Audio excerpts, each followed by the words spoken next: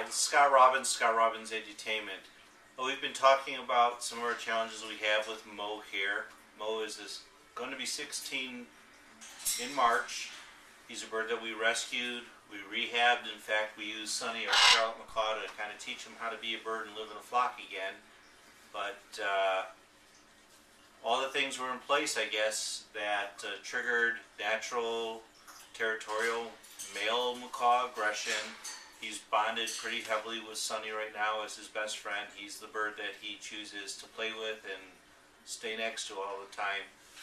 But we've been talking about having some strategies to try to shift Mo back from the dark side over to the good side. It's really important that the bird learns that nothing bad is going to come from you.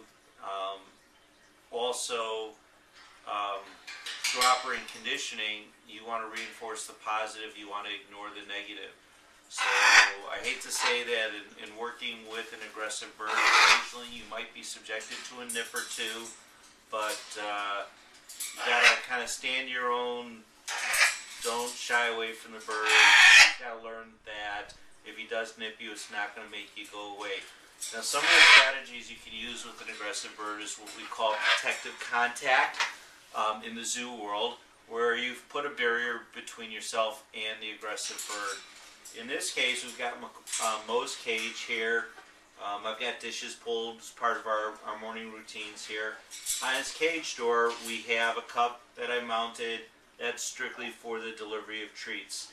I can hang out here, watch some TV with my birds, sit right next to Mo and Sonny. I'm using Sonny as a positive model. Sonny takes treats from me nicely. He's quiet, he doesn't lunge at me.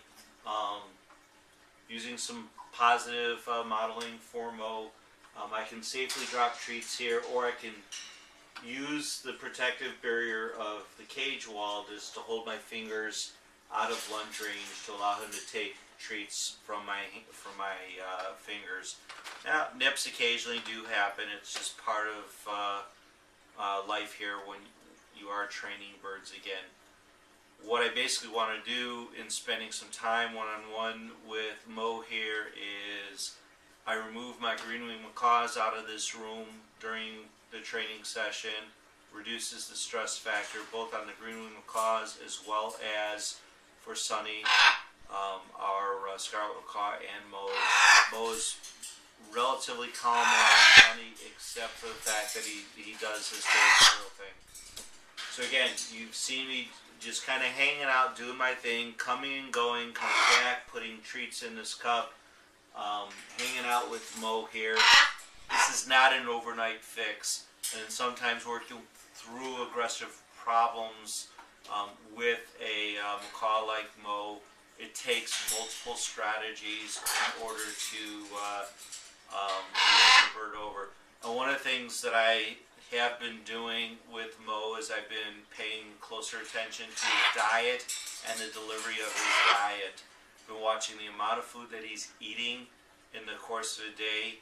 I'm getting a weight on it, and I don't want to over-deliver. I don't want to give him an overabundance of his pellets and fruits and vegetables, because I want him to have interest in the nuts and the seeds, and even some of the pieces of pellet and or fruits and vegetables that we can use as part of his reinforcement. I'm a strong believer, like these birds that forage in the wild, that they should have an opportunity to earn a portion of their diet.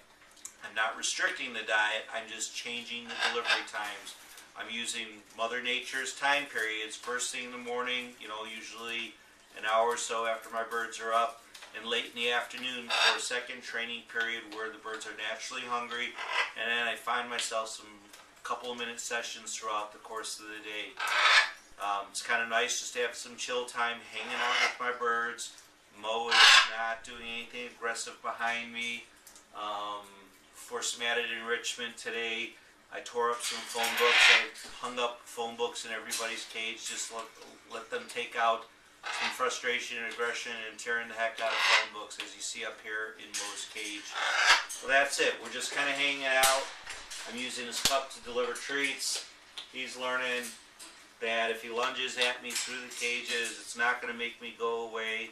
I'm not forcing myself on him. I'm just kind of hanging out in the bird room.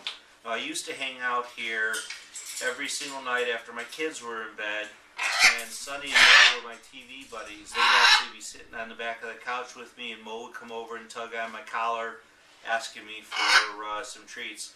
Obviously, with his aggression point right now, I can't do that because he'd probably want to rip my ear off.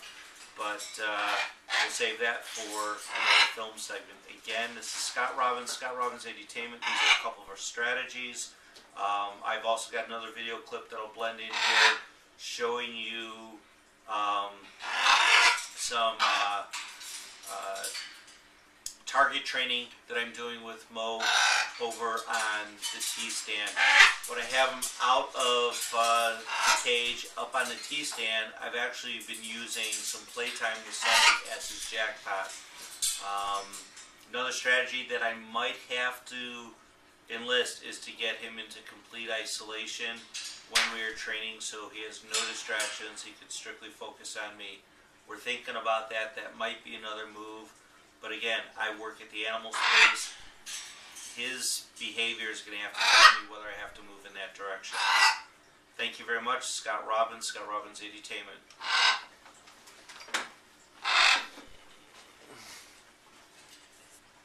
But you should know the ASA has agreed to file charges against Bowers.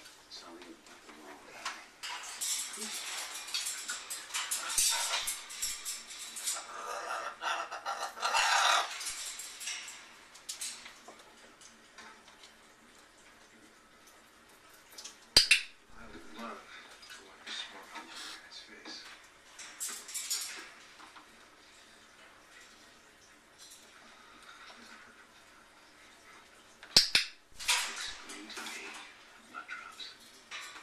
Can't explain irrationality.